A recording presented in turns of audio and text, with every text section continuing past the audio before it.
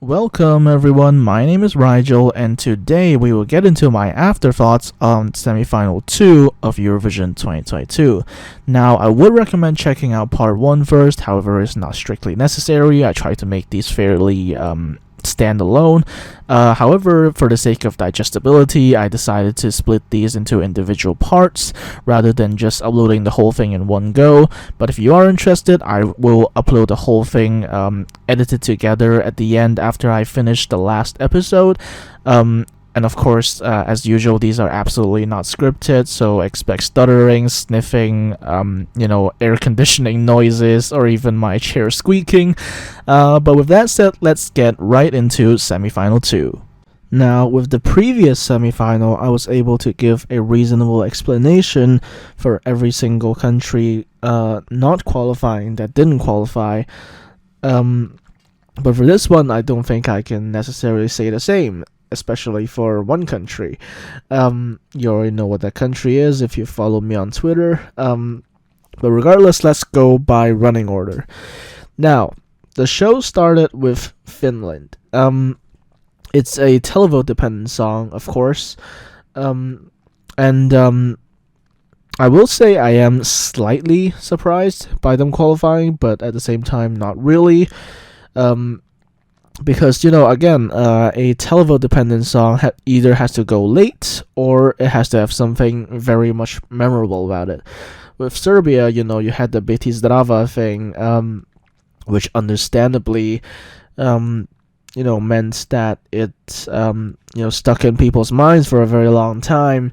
And with Finland, I think what made people what made the song stick in people's minds was that, one, it was the Rasmus, and two, it was it opened off with this kind of creepy shot with Lowry pretending to be that clown from It, or was it Pennywise? I don't even know. I didn't watch it, by the way, so I have no idea. I'm just stealing cultural references from other people. So yeah, I am slightly surprised that Finland did qualify, but ultimately not really, because again, it's the Rasmus. I put out the case that do not be surprised if they qualify on name alone, because that tends to be the case with a lot of famous acts like Alexander Rybak 2018. And then completely flop in the final, which is exactly what happened. So, yeah, Finland qualified, not exactly surprising, but I am surprised that the next country did not qualify. Right, a while ago, a couple weeks ago at least, I commented on one of Alicia Michelle's videos saying that I think we're getting either Israel or Romania, but not both. And she agreed, but she was leaning towards the Israel side. But for me, I was actually also kind of leaning to the Israel side, but I was starting to lose hope for WRS. However, I was pleasantly surprised. But I think I can find some explanations for this. One, the song is just intrinsically not that strong. Second, while he does sing very well, this is largely a televote-dependent song, and it's not, very memorable. There's not one hook that really sticks in your head compared to the song right after this. And I think the song right after this, in fact, probably eclipsed it. And I think there were people making the case that juries would appreciate Michael Ben David's performance. And I guess you can look at the split results and say that they indeed did. However, somehow they just didn't do it enough. Plus, they didn't... there was just much more impressive songs in the lineup for jurors to vote for. So it was not a qualifier neither by jury nor televote, and I'm so glad that they didn't qualify, because Michael Ben David is he's the kind of gay person who can make people homophobic, because he's that annoying. he was like stealing microphones away from people, giving unprovoked kisses, among other things. And yeah, just general all around annoying person, and I'm glad he did not qualify. And with that, let's move on to song 3, Serbia. Now, yeah, this was gonna get a lot of televote support no matter what, not just because of Balkan countries, but also because the song is just generally an earworm. And yeah, I'm not surprised, even though it was in the traditional semi-final def slot, it still qualified because, it's, the thing, a lot of people compare this with Telemovish, Portugal 2019, I think. A lot of people will compare that with this because they're like equally as artistic. But I think the difference between this and Telemovish is that not only does Serbia have, the connections, but also the fact that this has the catchy factor. I haven't listened to the whole of Telemovish yet, believe it or not, but what I have listened to, I didn't remember it being particularly catchy. But with Serbia, you have, biti zdrava, biti zdrava, biti zdrava, and that will stick in your head. And yeah, so I'm not surprised it's qualified. Actually, it got a really, really, really high score in a televote. I will say I am surprised about this kind of being tanked by the jury because it's artistic, and usually juries tend to appreciate artistic things, but here you can see that they only got 9th place in the jury, which is kind of crazy to me, actually. But regardless, they were going to qualify no matter what, and I'm, even if they had like zero jury points, they would have qualified anyway. So yeah, they qualified in 3rd place, which I think is a very good result for Serbia. And with that, let's move on to Azerbaijan. And Azerbaijan has made history this year by being the first ever country to qualify with 0 televote points. Yep, 0. Now, it's not hard to see why this got 0 televote points. I mean, it's a song that's coming early in the semi, and it's a ballad that, as we know, televoters tend to appreciate less than say upbeat songs. So yeah, I'm actually not very surprised at all that this got 0 in the televote. But what I am surprised about is how much the jury I want to say overrated it. It's well, should I be surprised at this point? We already know that they rigged juries anyway. Yeah, they rigged juries, so I'm not actually entirely surprised that they got such a high jury vote. Yes, it is to some extent jury bait. However, there are significantly better jury bait songs in the semi. So yeah, this went through on jury alone, and unfortunately, I think there were better songs that should have qualified, but I guess this is just the reality of it. Sorry if the sound was a little quiet there. I'm not sure what happened, but I hope it's working properly now. Hope it wasn't too much of a problem for you. Yeah, where were we? We were on Azerbaijan, and from Azerbaijan, yeah, unfortunately they qualified even with 0 televote points. But with that, let's move from one country in the Caucasus to another country in the Caucasus, Georgia. Yeah, I don't think anyone's surprised that it didn't qualify. This is just too weird for it, to be honest. Like, this is one of those songs where either you love it or you hate it, and it's not me being pessimistic, but I guess it's true that most people just didn't take to this. I remember seeing the results of one of the Finnish pre-shows, and I think there were like 4 jurors, and one of them gave 12 to Georgia, and the rest gave like 1 or 2 or even 0. So yeah, I'm not really surprised that Georgia didn't qualify. It's too weird that that's the verdict. Even myself, as someone who's listened to Circus Mircus music for months now, vastly preferred their other stuff to this, actually. Again, despite their eccentric name and eccentric performance, their music is actually surprisingly vanilla.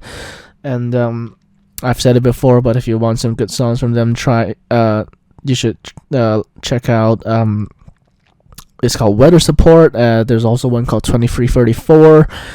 There was another one called Musician, I think. Those three are my favorites, I guess you could say. There are probably other good ones as well. So yeah, if you want to listen to Circus Mircus music song, I can't speak today. If you want to listen to Circus Mircus music, those three are three that I would recommend.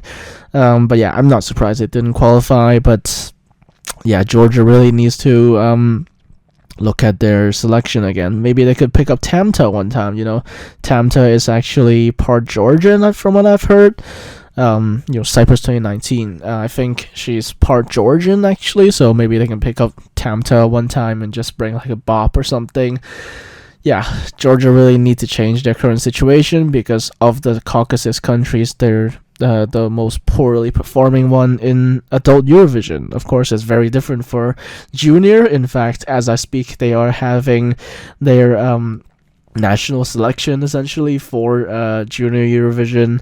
I don't know why they do this, but yeah, with that, let's move on from Georgia on to another country that didn't qualify, which is Malta. Malta, in this regard, is like Bulgaria. When the song came out, we kind of knew that they were not gonna qualify, but then their stage show kind of improved, and then we were worried that it would qualify, but thankfully they didn't do that either. And yeah, it's just if you look at Emma Muscat's discography, it's actually like way better than what she brought to Eurovision. So no one really knows why she decided to bring this song to Eurovision when she has much better choices that she actually wrote herself. But with that in mind, yeah, the show was just very reminiscent of many people have said this, but this I'm not trying to swear, I promise. This show reminded a lot of people of Australia in junior Eurovision, and I think that is a pretty appropriate description of it. And yeah, it didn't qualify. There was this like really silly dance, and it was surrounded by such weird entries that we kind of knew that they weren't gonna qualify. But I will say they were not as DOA as I expected. I thought they were gonna be like last in the semi or maybe second to last, but obviously that wasn't the case. So yeah, Malta didn't qualify. Thank God for that. Maybe Emma Muscat will enter San Remo with a song of her own sometime in the future. Who knows? And that's bound to be better than this, surely. So yeah, Malta didn't send Aiden, but Aiden still ended up in the grand final somehow by being the spokesperson. And yeah, that's just a wonderful event, I guess. So with that, let's move on to another country that sent an Italian star who didn't qualify, and that's San Marino. Now, when everyone saw the stage show that Achille Lauro was bringing to Eurovision, people thought, okay, San Marino has to qualify, right? But I guess they didn't. The televote certainly appreciated this more than the jury, but this was still nowhere near a qualifier for the televote anyway.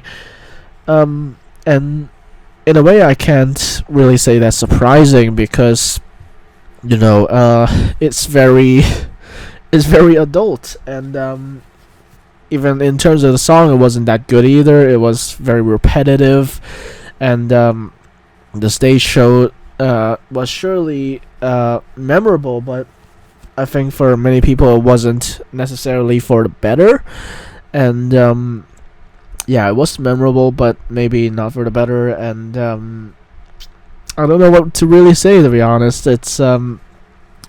Yeah, it's not family friendly, definitely not. But ironically, the two least family friendly performances both didn't qualify. But Iceland 2019 did. So make of that what you will. Yeah, I'm not surprised this tanked in the jury as well, but not as much as I was expecting, to be quite honest with you. I thought it was gonna get like single digit jury scores, but another country did, and I'm actually kind of surprised about that, but we'll get to it later. For now, let's move on to Australia. This was always going to qualify. I don't think anyone was doubting that.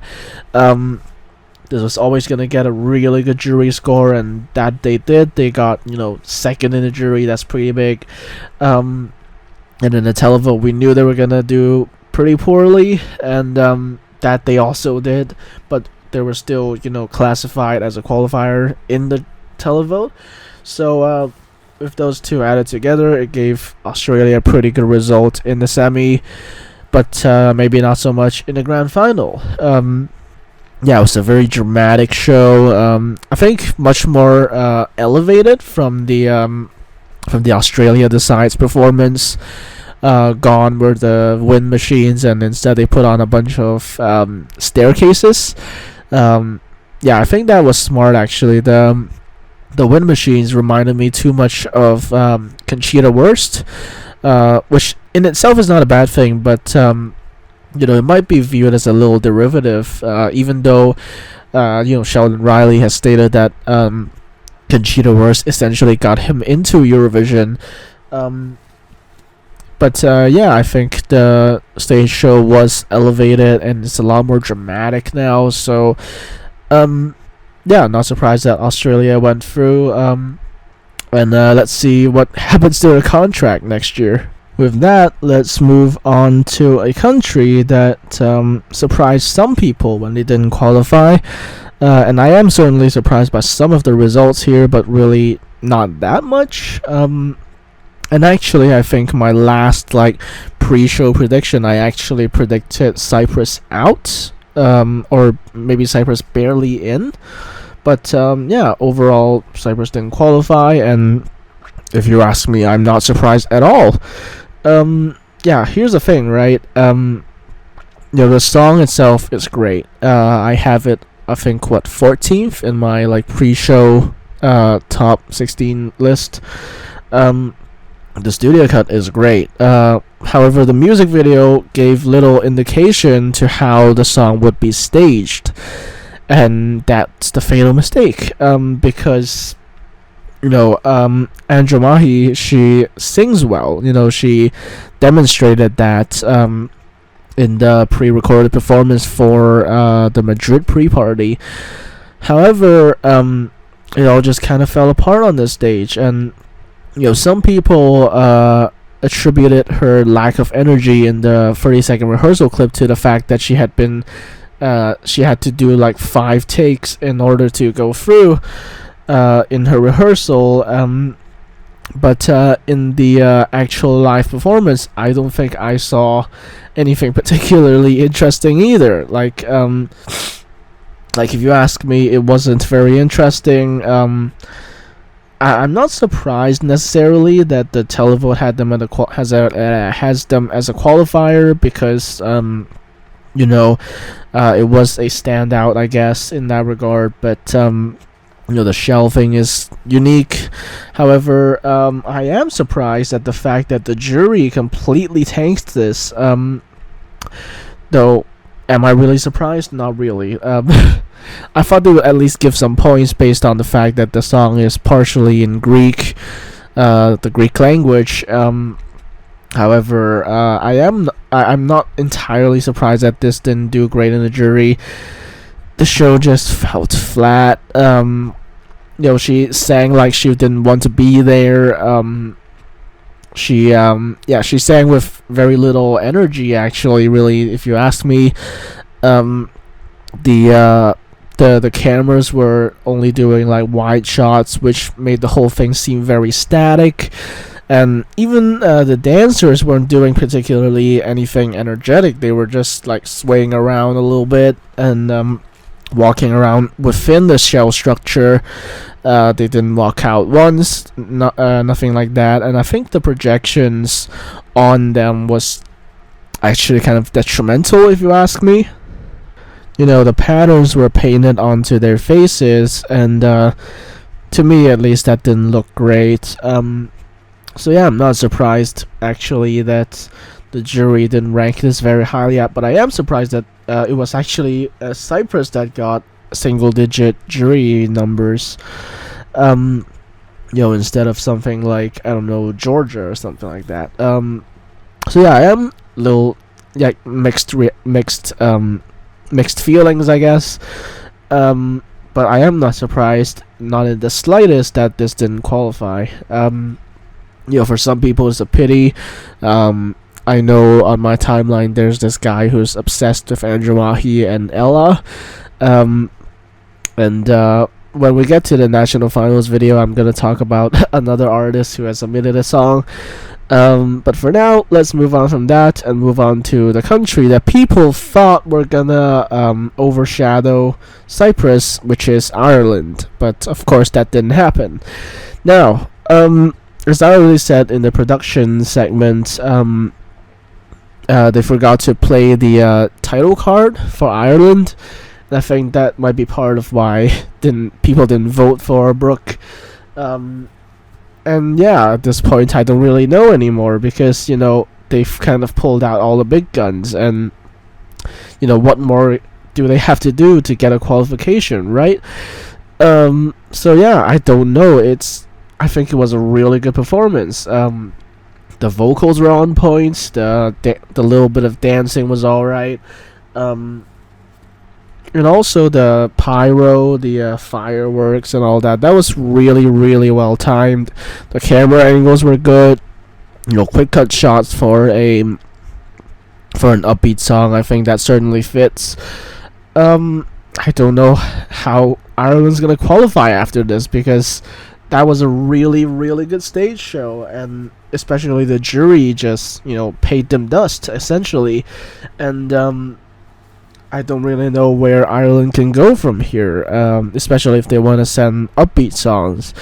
Yeah, I have no idea what they're gonna do now, but Brooke, just know that you made Ireland proud, and if you're watching this, go stream her new single named Tongues. That's great. Summer Bob of the Year, you might even say that. And with that, unfortunately, we have to move on. I really disagree with this non-qualification. But we have to move on to another non-qualification, which we thought was DOA, but turns out to have been the closest qualifier, actually, which is North Macedonia. And that's actually really surprising for me, because you know, everyone pinned this as like DOA, last place in the semi. But then it turned out they would be 11th in the semi, only though they were 20 points behind Azerbaijan. But still, that's not terrible, you know. Everyone thought Andrea had essentially zero chance of getting into the final, and, you know, in the end they didn't get in, but they were really, really close. And by really close, I mean 20 points, so not really that close, but you get it. It wasn't really that bad for them as we had initially expected it to be. So, yeah, I don't really know what to say about this. I never liked the song in the first place, but if you did like it, good for you that she barely didn't qualify. But, yeah, I don't know what North Macedonia is going to do next. They might even withdraw because of the situation with the flag thing. So yeah, with that, let's move on to the next country, Estonia. With Estonia, I was actually really worried because, you know, initially I had viewed Estonia as one of the safest qualifiers of the year, and then the arch thing happened, and then I started getting really worried that Estonia might genuinely NQ.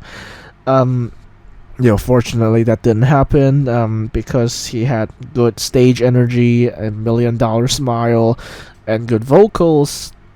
But I was really getting worried that they wouldn't even qualify. But to my surprise, they even got 13th in the final. So yeah, I guess all's well that ends well. I don't really have much else to say about this one.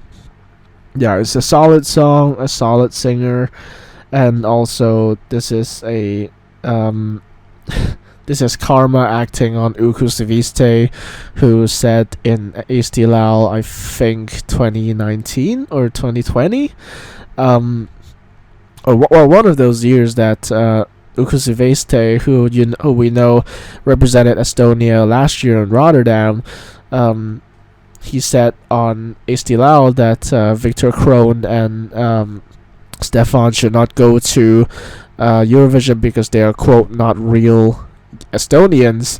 And then years later, Ukusiviste is the only one out of the three who did not qualify for the final. So I guess that's Karma acting on him. And yeah, again, very solid result for Stefan. Third in the jury, which is really nice, actually. But not so nice results with the televote. However, still decent enough that he qualifies for the final pretty comfortably with 209 points and at 5th place. So yeah, that's actually surprisingly good given the circumstances with the LEDs and such. But yeah, with that, let's move on to the next country that I didn't think was going to qualify, to be quite honest with you, and that's Romania. Now, you might notice some random cuts in this. I'm not actually editing anything. It's more just that I kind of pause the recording to kind of gather what I want to say about this country. And with Romania, what I want to say is that, 4 months ago, me had the foresight, basically. I actually quoted this tweet, like, I think yesterday or the day before. Basically, like in January when the songs for Selezione Nazionale were just coming out, I actually I reacted to a bunch of the fan favorites, and I said that Yamame was probably the most solid option for Romania, if they could include some like choreo in the chorus, and hey, they did it. So yeah, I will say the performance was ruined a little by the arches. However, I think they did their best to try to kind of obscure that. And also the words, actually, they were, in initial like practice runs, I guess, they were just getting entirely covered up by the arches. However, they decided to change the strategy and put make the words smaller, put them on the side of the LED where it wasn't getting blocked by the arches, and also like up top shots, I guess you can call them, onto the floor LEDs, which also display the lyrics. And I think that was pretty smart, actually. And in other shots, they just tend to try and like obscure the arches as much as possible, which I guess worked out in their favor. And it does not surprise me to see that the jury didn't like this. But I guess the televote really, really did, because I'd say just like Serbia, Romania's song is an earworm. Ola mi bebebe, ola mi bebebe. It's extremely easy to just memorize like that. And even if you look at the Eurovision Tracker website, it's actually been holding up a lot better than some of the other Eurovision 2022 songs that actually placed above it, like for example Hope, which actually obviously placed higher, but right now it's actually charting in more countries. Romania's song is charting in more countries than Estonia's song, and I think that part of that is, again, because of the catchy factor. Again, a very memorable chorus. So I think that's part of why the televote really took to this. Like 5th in the televote with a song that you might consider cheap, and that's no small feat. So yeah, I'm actually really surprised. in a good way, that disqualified. WRS is actually a really nice guy, and he's worked really hard to get here. So I'm really happy for him that he qualified, and right now, as I speak, he is actually having the time of his life in Spain. Actually, he's gone on a lot of talk shows to do interviews and stuff, and later on, I think next month he's going to be appearing at I think either Barcelona Pride or Madrid Pride. I don't remember which one, but yeah, he's gonna appear at a Pride event along with 2 other Benidorm Fest competitors. So yeah, he's having the time of his life right now in Spain, and fair enough. Spanish people love this song right now, and as they should. So yeah, I'm really happy that WRS qualified. There are rumors that the national selection, Selección Nacional, which means national selection, in Romania is actually rigged for Global Records singers. As you know, Roxanne was from Global Records. She didn't take part in any national final, but she was from Global Records, and she was internally selected by TVR. And WRS is also from Global Records, and we already have a potential name for Romania next year, which is I don't remember her first name, but no, it was Olivia Adams, I think. Adams with 2 D's, who says she might send a song to the Romanian national selection if she has a good song. And surprise, surprise, Olivia Adams is signed to Global Records. So maybe we'll have Olivia Adams for Romania next year. Who knows? But yeah, with that, again, I'm just really happy that Romania qualified. We'll talk about their result in the grand final when we get there. But yeah, for now, I'm just really happy that they qualified. So let's move on to the next country. And that next country is Poland. Now, I kind of have to laugh about this one as well, because pre-show everyone was saying oh, this would sweep the jury vote. This would get a really good score in the televote as well, and it could actually win the whole contest. And then turns out it can't, and only gets 6th place in even just a semi, which is certainly not a good sign for a prospective winner, right? Yeah, and ironically, the televote actually gave him more points than the jury, which I'm sure is solely down to the diaspora, or mostly down to the diaspora. And I am surprised about how poorly this actually did in the jury, but I think part of it is because of the ridiculous Windows Movie Maker effects that we saw in the 30-second preview. I was literally laughing my ass off when I saw those earthquake effects. Oh my god, that was actually ridiculous. They saw they had the opportunity to get top 10.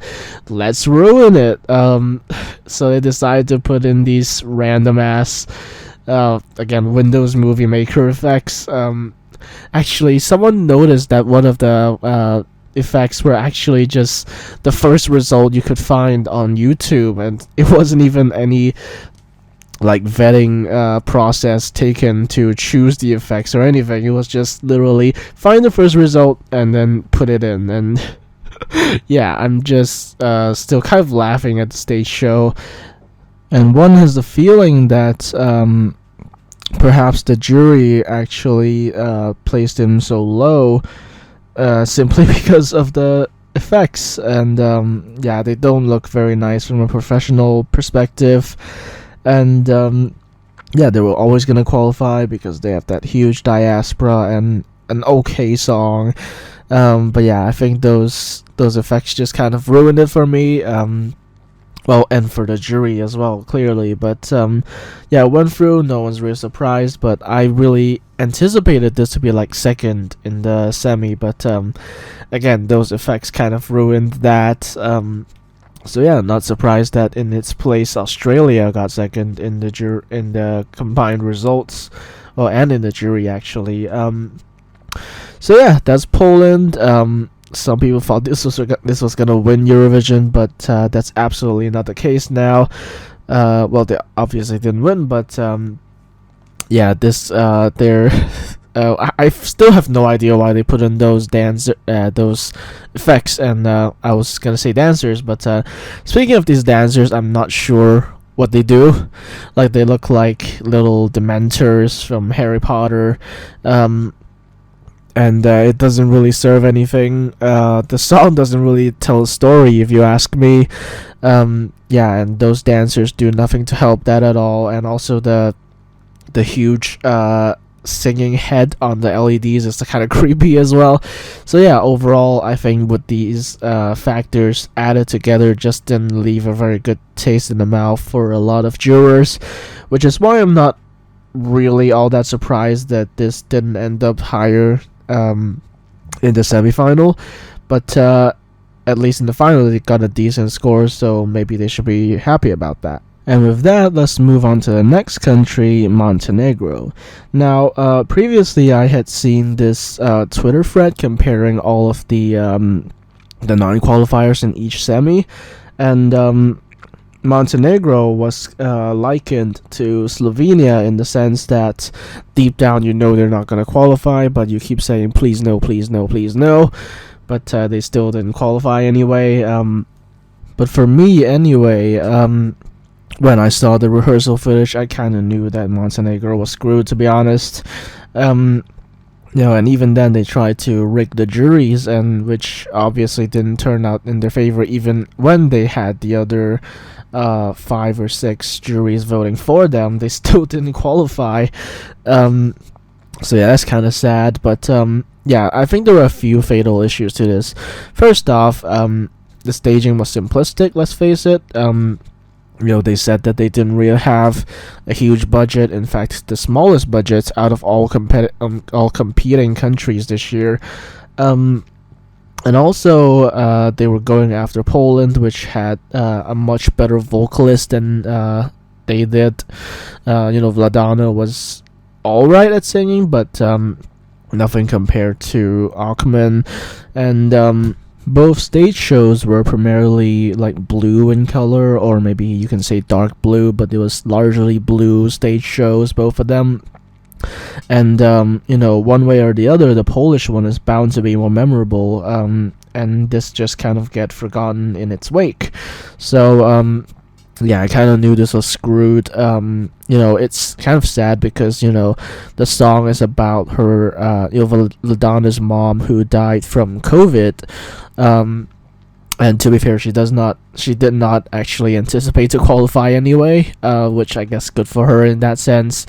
But yeah, she came here to apparently spread the message, and who knows how effective that was. To my knowledge, this is still one of the least streamed songs of the year.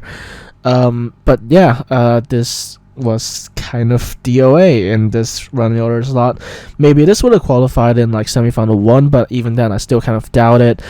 Yeah, not much to say about that. I wonder if Montenegro's gonna withdraw again, or maybe try again next year. Who knows? Either way, the Montenegro English language curse continues, which is basically to say that they still haven't qualified with a song in the English language. So maybe they'll send something in Montenegrin next year, or assuming they participate, which is not a given at this point, because they got exposed for rigging the juries. But either way, with that, let's move on to the next country, which I did not take very well to their qualification at all, which is Belgium. Right, with all due respect, I have no idea how Belgium qualified. Even with the televote, mind you, it's not just a jury liking the song and that taking it all the way to the final like Azerbaijan. This is a televote qualifier as well, so I'm not sure quite how that happened. Especially going before Sweden, that's kind of a killer, isn't it? But they somehow qualified. I heard his live vocals and I was already kind of unconvinced, and the rehearsal footage was very boring as well. So for me, my final pre-show predictions, I actually predicted Belgium out, because the show just wasn't very visually stimulating, I guess. And yeah, I don't know if I want to say that I'm disappointed that they're in. Initially I had like once the songs were all out, I tried to guess the qualification, and I said at the time that they would probably still qualify because of their genre standout, and I guess that's true. Maybe trust your initial instincts a little more is the lesson to be learned here. But yeah, Belgium somehow qualified. They were fourth in the jury, believe it or not. I guess jurors just really liked this R&B sound, and somehow the televote also kind of liked it, putting it 10th in the televote. So it's actually a qualifier on both aspects, I guess. Yeah, I did not expect this to qualify. I'm not happy about this qualifying. I think, well, you already know who I think should have qualified. But yeah, this qualified, and I was just kind of left in shock when that happened. But I guess, well, it is kind of jury baity in the sense that Jeremy has a very jury bait voice, to say the least. He's able to do all these like vocal runs and stuff. But the funny thing is, someone leaked the jury show footage, and he actually kind of messed up his high note at the end. Long note at the end. So, no one really knows how he qualified. I guess it's probably, again, like I said earlier, the genre standout. If you wanna go for an R&B song, I guess this is the one to go for. This is the best option out of all the R&B songs, which is one.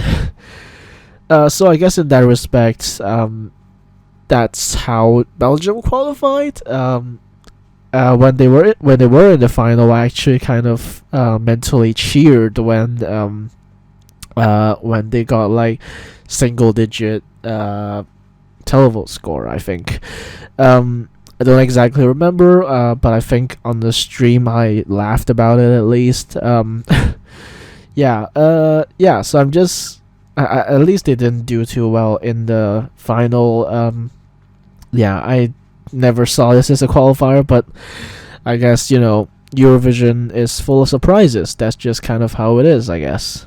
Right, on to the semi winner, and someone who we actually genuinely worried about qualifying a while ago, Sweden. Of course, it's Cornelia, and my favorites of the year, obviously. But the jury show footage that was leaked on Twitter got people very worried. Meanwhile, Cornelia was busy picking up 16 out of 20 of the 12 points from the jury. And yeah, that's really impressive, seriously. Even with the aggregated points, that's still really insane. And being in this pimp slot of 17 out of 18 actually also allowed Cornelia to tie in televote with freaking Constracta. So yeah, really pleasantly surprised about that. And Sweden got this huge semi-final score of 396. You might think that's a record-breaking score, but actually it's not. The record currently is held by Bulgaria 2017. Christian Kostov, he actually got 403 in his semi-final, which is insane.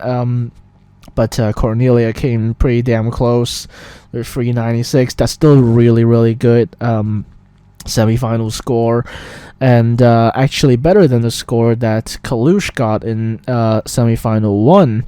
And yeah, not really much to say. We were worried that the show was gonna be completely ruined, but it wasn't. I can't say that it went right, but at least it wasn't like completely ruined. Yeah, I think most of us would still prefer watching the Melfest performance, because that was kind of just better. It was more, because it was held in like a smaller arena. It was more intimate, and you just kind of lose a little bit of that when you move to a big stage like the one in Turin. So yeah, still really glad that Sweden won the semi. I think most people pegged Sweden as a surefire qualifier, and in hindsight, I should have done that as well. But we were genuinely getting worried after seeing that the jury show footage that differed so greatly from the Melfest one. So many technical difficulties. Like someone reported in the rehearsals that there were multiple times when the music would just randomly stop, the in-ears wouldn't work, and in many shots the guy pushing the screen was actually visible, among other things. But yeah, in the end she still won the semi, and I'm so proud of her. Yeah, with that said, I want to keep the rest of my commentary about this for the final, so let's move on to the last country of the semi, which is Czech Republic. Now, yeah, actually this result is not really surprising, actually. People were getting concerned about Dominica's vocals from the pre-parties. She didn't sound pretty good. She blamed them on technical difficulties, which in hindsight I think is probably what genuinely caused it, because I think I might be biased, but I think she actually sounded pretty good in the semifinal and in the final, but of course she didn't sound as good in the pre-party, so I was worried about that. But she nailed it in Turin, and I'm really glad about that. And they put on a really, really good show, and a very memorable show as well, because it's not just a light show. It was a huge light show for sure, but there were also these things on the LEDs where it was like marble statues getting destroyed one way or another, either through like force or just getting exploded, which was kind of hilarious, to be honest. But if nothing else, it created a really lasting impression on the viewer, and I guess that's how they got a top 3 televote in semi, which I'm really glad about, and also a top 5 in the jury, which I actually was not expecting that much. I was expecting maybe Azerbaijan or Poland would get a higher jury score, but yeah, I'm actually surprised that they did so well in the jury. But they did, and they qualified 4th in the semi, and I'm really happy about that. Unfortunately, they did not do so well in the final. But what can we do about that? They got the pimp slot here. They can't always get the pimp slot, am I right? So, yeah, anyway, I'm still really happy that the Czech Republic qualified. They kind of had a blip last year where, Benny Cristo kind of just flopped on stage. He couldn't even remember some of his lyrics, or just didn't sing them at all. But I still liked the song in the studio cut. But yeah, this year they're back qualifying, even though they didn't do so well in the final. But yeah, at least they qualified, and I think the staging was very solid. I think, again, I'll talk about this when we get to the grand final section, but I think they were definitely robbed in the final. But yeah, they qualified in 4th, and I'm really happy about that for them, and I hope that the Czech Republic doesn't withdraw, even though they had a much, much smaller audience this year. Yeah, I hope they continue to participate and continue to give us quality songs each year. Let's see what happens in the future. And those are my thoughts on semifinal 2 of Eurovision 2022. Let me know of your thoughts in the comments below. Like this video if you enjoyed my commentary. Be sure to subscribe to the channel so you don't miss the next part, where I'll be talking about the grand final of Eurovision 2022. Again, check out part 1 where I talked about the general production of the contest and semifinal 1. And I'll see you next time.